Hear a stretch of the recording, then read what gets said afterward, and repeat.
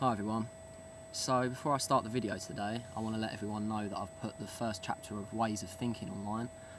The link's in the sidebar, so go check that out and let me know what you think of it by leaving a comment down below in the comment section. Also, for the rest of this video, I'm going to be reading notes because there's so many points I want to get across and I want to make sure that I don't miss any of them. So here we go. 2012 tends to evoke a plethora of different emotions within a broad variety of different people. These emotions range from fear to incredulity, all the way up to excitement and yearning.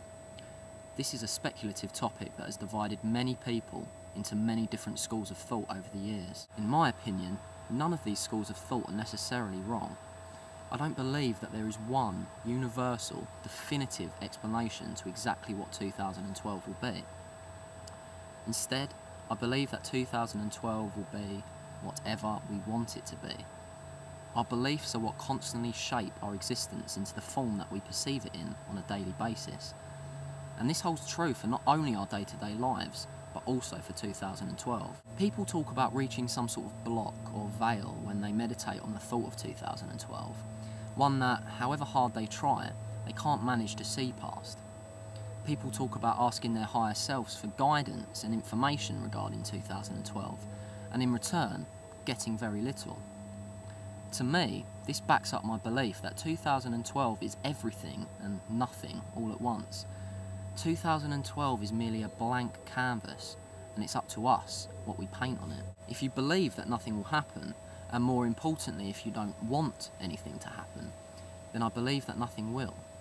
However, if you willingly embrace change and everything that comes with change, then 2012 will be a truly momentous event for you and the planet you live on. To me, 2012 is something beautiful in its simplicity.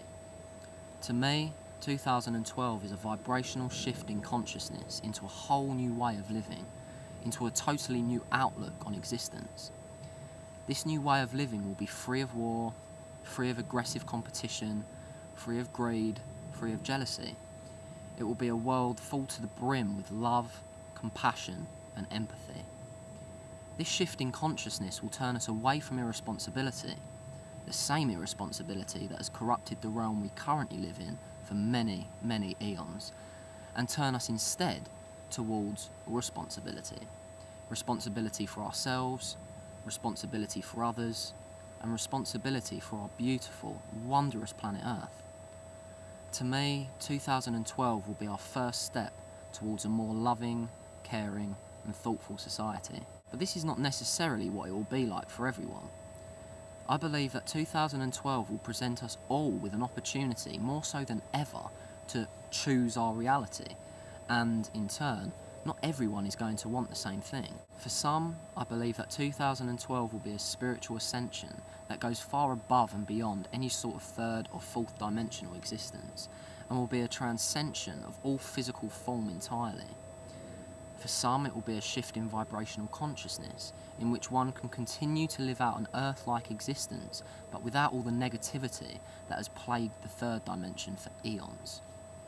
For some, it will be neither of those things. For some, it will be nothing at all. For some, it will be chaos, pandemonium, the end of days, the metaphorical and literal collapsing of everything that they have ever known, a chance to get back to basics, the collapse of world governments, the collapse of the monetary system, a wiping of the slate, a modern-day Noah's Ark scenario. All of these things, and everything in between, will happen come 2012. I know this is a hard thing to accept, as it's something that we've all been conditioned to believe from an early age, but we've got to stop believing that our perspective is the only one that ever comes to fruition in what we call reality. It's simply not true. Everyone and everything has their own unique reality going on for them, and just because one man pulls one way, it doesn't mean that we all have to follow. Now, some of you may be thinking, but why would one choose to stay behind on the old Earth? Why would one choose to not transcend? Let me elaborate on that a little. In my opinion, all spirits are on a constant, never-ending journey to learn, assimilate, and grow through all sorts of different forms of existence. Some of the ways that spirits go about expanding this awareness and understanding is, sometimes, from our human perspective, misconstrued as strange or somehow less beneficial in comparison to the other ways. For example, from our narrow, conditioned perspective, we could never begin to truly fathom what a spirit would gain from incarnating only to become a serial killer, or to be retarded or disabled. Yet, I personally believe that all existences have a valid purpose and meaning behind them. However evil or pointless or cruel the existence may appear to be from our current vantage point. Do not judge anyone or anything unjustly. Don't look at someone with Down syndrome and think that somehow his disability makes him inferior to you. Don't look at a plant and think that somehow you are more conscious and aware than the plant itself. Don't look at a serial killer and think that all he is unmerciful, violent, despicable scum. We should never judge anyone or anything when currently we have such a small chunk of the overall picture. Why was this person a killer?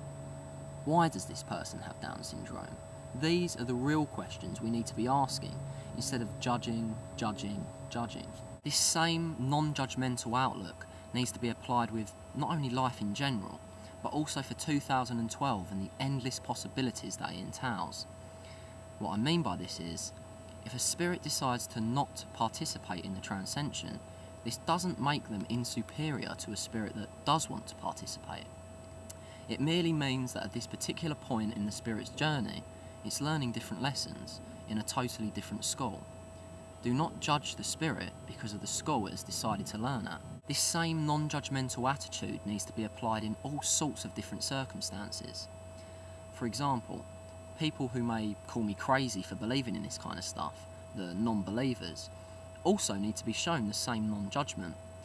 They don't believe in it because it is not their reality to believe in, and I fully respect this. It's okay to not believe.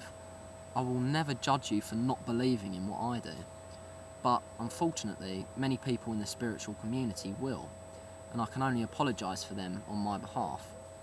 You see, within this community I've come across a lot of out-of-control egos, and these people often come to believe, rather ignorantly, that anyone that doesn't believe in exactly the same thing as they do are inferior and unenlightened.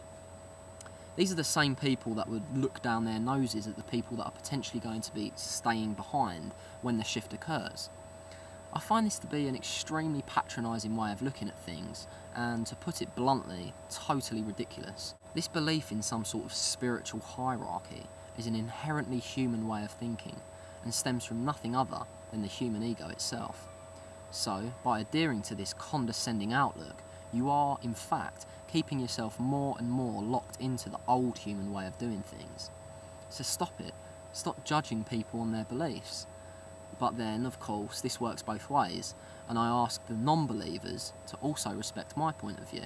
You see, no path is better or worse than the next path, or the path that went before it. Nothing is good or evil. Nothing is right or wrong. Everything just is. And so, in conjunction with everything I've said, I believe the people that don't make the vibrational shift come 2012 will end up learning just as much from staying behind than they would from making the shift. Neither choice is worse or indeed better than the other one. What will end up happening for each person come 2012 will be exactly the right thing for that particular spirit at that particular point in its journey. And I truly believe that there is indeed a lot to be learnt from staying behind. There's no denying that there's a lot of lessons in war, in violence, in the monetary system, in possessions, in greed, in power struggles, in unrelenting work schedules, in destruction, in corruption, in lack of freedom. But it's a particular way of learning that a lot of spirits on this planet want to leave behind now. We've learned all we can from it and are now ready to move on to a new lesson, to a new school. And in 2012, the people that have chosen this reality will finally get to make their final graduation.